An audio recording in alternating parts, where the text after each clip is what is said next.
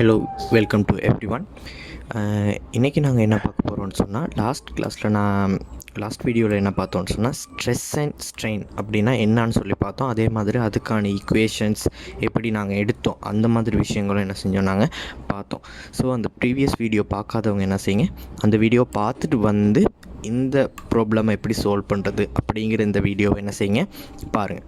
So இதில் வந்து நாங்கள் பார்க்க போகிறோம் என்னென்னு சொன்னால், கொஷின் நம்பர் 1 பார்த்தீங்கன்னு சொன்னால் உங்களுக்கு தெரியும். Following object as subjected to the 2000 Newton force as shown below, then determine the stress at point 1 and 2. அதாவது என்ன சொல்லியிருக்காங்கன்னா, கீழே ஒரு படம் ஒன்று காட்டியிருக்காங்கன்னா, அதில் வந்து 2 பக்கங்களில் என்ன இருக்கான், 1000 நியூட்டன் வந்து என்ன செய்யப்படுது, பிரயோகிக்கப்படுது. அப்படி பிரயோகிக்கப்படும் போது அவங்க மார்க் பண்ணியிருக்காங்க 0.1 and 0.2ன்னு சொல்லி மார்க் பண்ணியிருக்காங்க. அந்த 2 இடத்துலையும் எவ்வளவு ஸ்ட்ரெஸ் இருக்கும்னு சொல்லி என்ன செய்கிறாங்க கேட்குறாங்க.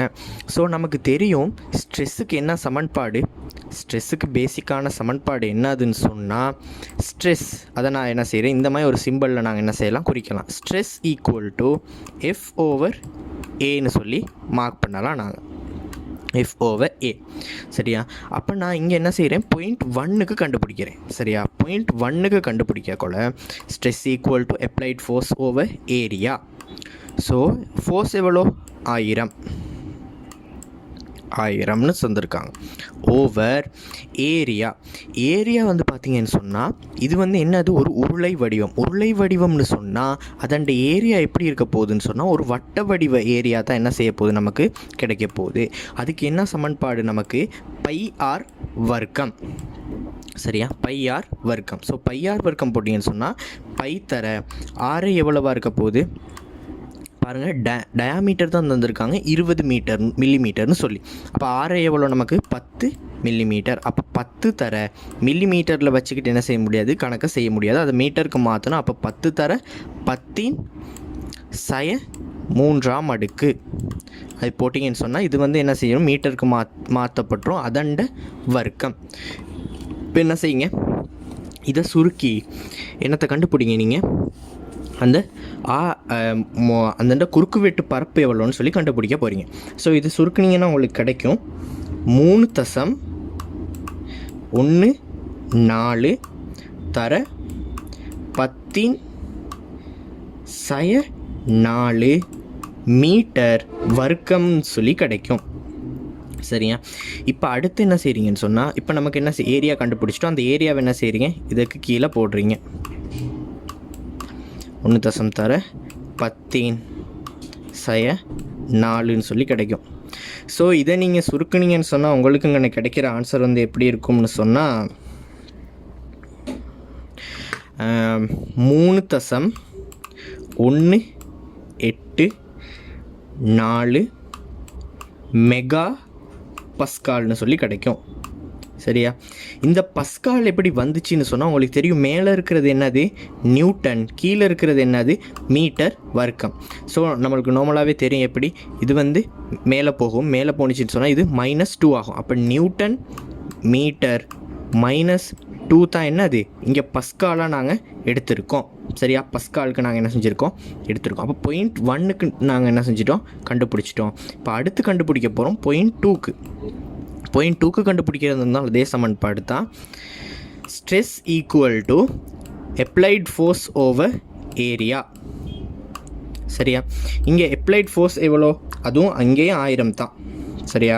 1000 ஓவர் இங்கே ஏரியா கண்டுபிடிக்கணும். ஏன்னா க்ராஸ் செக்ஷனல் ஏரியா இந்த துண்டுக்கு. சரியா? அதுக்கு ஏரியா பார்த்தீங்கன்னு சொன்னால் 10 மில்லிமீட்டர் டயாமீட்டர்னு சொல்லியிருக்காங்க. அப்போ அதண்ட ஆரை எவ்வளவா இருக்கும், டயாமீட்டர் 10ன்னு சொன்னால் π × 5 இருக்கும். ஏன்னா 5 மில்லிமீட்டரை அதை மீட்டருக்கு மாற்றுறதுக்கு 10⁻³ முழுவதின் வர்க்கம். இதை சுருக்குனீங்கன்னு சொன்னால் உங்களுக்கு கிடைக்கும் 7.85 தர 10⁻⁵ சொல்லி கிடைக்கும். 5 மீட்டர் வர்க்கம். சரியா? இதை நீங்கள் அப்படியே என்ன செய்ய போகிறீங்க, இங்கே கொண்டு வந்து போட போகிறீங்க. 7.85 தர 10⁻5. சரியா? இதை நீங்கள் சுருக்குனீங்கன்னு சொன்னால் உங்களுக்கு ஆன்சர் என்ன வரும்னு சொன்னால்